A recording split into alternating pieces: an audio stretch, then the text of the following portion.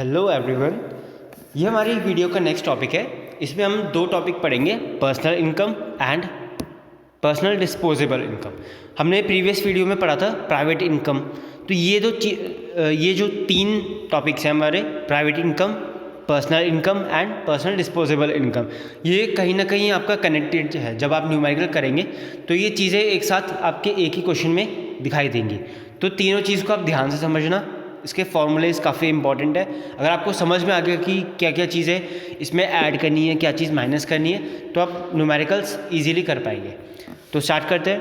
पहला हमारा टॉपिक है पर्सनल इनकम। पर्सनल इनकम यानी कि हमारा खुद की इनकम। जैसे हमने लास्ट वीडियो में पढ़ा था प्राइवेट इनकम। प्राइवेट इनकम यानी कि कंपनी की इनकम। अब मान लो 1 लाख रुपये कंपनी को प्रॉफिट हो रहा है, तो वो पूरा 1 लाख रुपये रख लेगी अपने पास? नहीं, खर्चा करना पड़ेगा।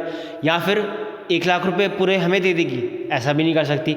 तो प्राइवेट इनकम से यानी कि जो कंपनी है उसको कुछ खर्चा करना पड़ता है, टैक्स वगैरह देने पड़ते हैं। तो जो कट कुटा के जो सैलरी मिलती है हमें जो प्राइवेट कंपनी जो कट कुटा के पैसा बचता है वो हमें देती है। ठीक है, जैसे हम बोलते हैं ना 30,000 सैलरी है तो कट कुटा के हमारी 25 बन रही है, तो वही हमें टैक्स वगैरह देने पड़ते हैं, तो हमारी कट कुटा के बनती है salary.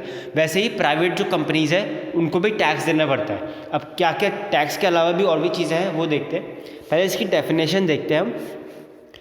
It is the sum of earned income and transfer income received by a person या household from all sources within and outside the country. यानी कि कोई एक पर्सन है वो अर्नड इनकम कमा रहा है, यानी कि मेहनत करके पैसा कमा रहा है, या ट्रांसफ़र इनकम, बिना मेहनत करे, मेहनत कर और बिना मेहनत करे जो पैसा मिल रहा है उसको, चाहे वो विद इन द कंट्री हो या आउटसाइड द कंट्री हो। तो टोटल जो उसकी इनकम होगी वो उसकी पर्सनल इनकम कहलाएगी। ठीक है, इंडिया के अंदर, इंडिया के बाहर हो, चाहे वो मेहनत करके आ रहा हो या बिना मेहनत करे पैसा आ रहा हो। ठीक है, तो it also includes factor income and transfer income, यानी कि मेहनत करके और बिना मेहनत करे जो भी पैसा आ रहा है इंडिया के अंदर से एंड इंडिया के बाहर से, वो पूरा पैसा इसमें काउंट होगा। अब फार्मूला देखते हैं इसका जो बेसिक फार्मूला है, इसके 3 फार्मूले हैं, लेकिन जो बेसिक फार्मूला है वो आपको याद रखना ही पड़ेगा। इसका है प्राइवेट इनकम, जो हमारी प्राइवेट इनकम है यानी कि जो कंपनी की इनकम है, वो उसमें से हम क्या माइनस करेंगे? Corporate tax. जो भी कंपनीज है हमारी वो टैक्स देती है, ठीक है, उस टैक्स को बोलते हैं कॉर्पोरेट टैक्स। तो मान लो 1 लाख रुपए अगर कंपनी की इनकम है तो उसमें से 20,000 वो टैक्स देगी, उसे बोलेंगे हम कॉर्पोरेट टैक्स। टैक्स दिया, बचे 80,000 रुपये। ठीक है, 1 लाख रुपए में से 20,000 टैक्स दिया, बचे 80,000। 80,000 में से वो अपने भविष्य के लिए भी कुछ बचाएगी, तो जो बचाएगी उसे बोलते हैं हम अनडिस्ट्रीब्यूटेड प्रॉफिट या सेविंग्स या फिर रिटेन्ड अर्निंग्स। 3 नाम है इसके, किसी भी नाम से आपके एग्जाम में आ सकता है। तो अगर हमें प्राइवेट इनकम है या कोई कंपनी की इनकम है, उसमें से हमें पर्सनल इनकम निकालनी है तो हमें माइनस करना पड़ेगा। क्या क्या चीज़ माइनस करेंगे? 1 लाख रुपये प्राइवेट इनकम है, उसमें से जो कॉर्पोरेट टैक्स दिया है कंपनी ने वो माइनस करेंगे, और क्या माइनस करेंगे? उसकी जो सेविंग्स है या अनडिस्ट्रीब्यूटेड प्रॉफिट या रिटेन्ड अर्निंग्स भी बोलते हैं इसे। तो ये 3 चीज़ माइनस करेंगे तो हमारी पर्सनल इनकम आ जाएगी। ठीक है, तो 1 लाख रुपये में से 20,000 का टैक्स दिया, 30,000 रुपये उसने सेविंग्स रखी, तो बचे 50,000। तो जो बचे हुए पैसे हैं 50, वो हमारी पर्सनल इनकम कहलाएगी। क्लियर है? अब इसके 2 फॉर्मूले और हैं।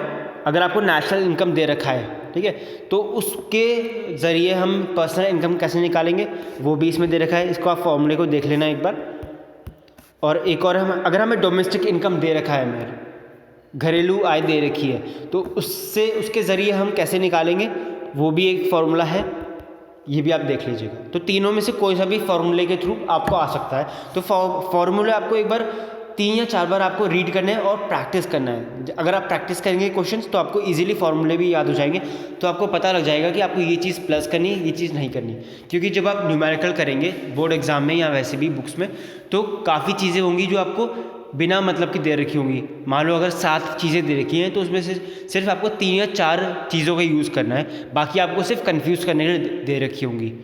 ठीक है, तो आपको ये चीज़ ध्यान में रखनी है कि क्या चीज़ आपको प्लस करना है, क्या चीज़ माइनस करना है। अब नेक्स्ट चलते हैं हम पर्सनल डिस्पोजेबल इनकम में। पर्सनल डिस्पोजेबल इनकम क्या है, इसको डेफिनेशन देखते हैं एक बार। It is a part of personal income which is available to the households for disposal as they like. यानी कि पर्सनल इनकम का एक हिस्सा है। हमारे मान लो 50,000 सैलरी मिली तो हम 50 ही 50 खर्च तो कर नहीं सकते, हमें टैक्स देना पड़ता है। कंपनी ने अलग टैक्स दिया और हम अपना अलग टैक्स देते हैं, ठीक है। हम हाउस होल्ड जो टैक्स देता है, जो घर वाले टैक्स देते हैं, उसे बोलते हैं इनकम टैक्स, ठीक है। और जो कंपनी वाले देते हैं उसे बोलते हैं कॉर्पोरेट टैक्स। तो कंपनी अपना अलग टैक्स देगी उसकी इनकम में से, घर वाले अपना अलग टैक्स देते हैं अपनी इनकम में से, ठीक है। तो 50,000 अगर सैलरी है हमारी तो उसमें से हम पूरी 50 खर्च नहीं कर सकते, हमें कुछ टैक्स देना पड़ता है, कुछ सेविंग्स रखते हैं हम, ठीक है। कुछ गवर्नमेंट की फीस एंड फाइन्स होती है वो देना पड़ता है, ठीक है। तो जो आखिर में जो कट कुटा के पैसा बचता है वो हमारा पर्सनल डिस्पोजेबल इनकम है। डिस्पोजेबल मतलब खर्च करना। तो पर्सनल डिस्पोजेबल इनकम वो है जो हम पैसा खर्च कर सकते हैं, खर्च करने के लिए जो पैसा तैयार रहता है हमारा। अगर हमारे पास 50,000 सैलरी है तो हम 50 खर्च नहीं कर सकते, हमें पहले कुछ पेमेंट करनी पड़ती है सरकार को, टैक्स वगैरह देना पड़ता है, कुछ सेविंग्स रखनी पड़ती है। तो अगर मान लो 50 में से 20,000 हमने काट दिए तो 30,000 जो बचे हमारे वो खर्च करने के लिए पैसा बचा है, ठीक है, जिनको हम एक्चुअल में खर्च कर सकते हैं। तो जो खर्च करने के लिए पैसा बचा है उसे बोलते हैं हम पर्सनल डिस्पोजेबल इनकम, ठीक है। अब इसका फॉर्मूला देखते हैं। पर्सनल डिस्पोजेबल इनकम कैसे निकलेगी? पर्सनल इनकम से निकलेगी। तो यानी कि हमारी मान लो 50,000 अगर 50K हमारी पर्सनल इनकम है, उसमें से हम टैक्स देंगे, ठीक है। मान लो 10,000 टैक्स दे रहे हैं, बच्चे कितने 40,000। फिर 40,000 में से हमें कुछ गवर्नमेंट के रिसीप्ट देने पड़ते हैं, जैसे कि फीस या फाइन हो गया जो कंपलसरी दे रहा, ठीक है, वो दे दिए मान लो 10,000। तो 50 में से हमने हमारी जो पर्सनल इनकम थी वो थी 50,000। 50,000 में से हमने टैक्स दिया, पर्सनल टैक्स 10,000 का, बचे 40,000। फिर 40,000 जो बचे उसमें से हमने फीस एंड फाइन दी दिए गवर्नमेंट के 10,000 रुपये, बचे हमारे 30,000, 30,000 रुपीज़।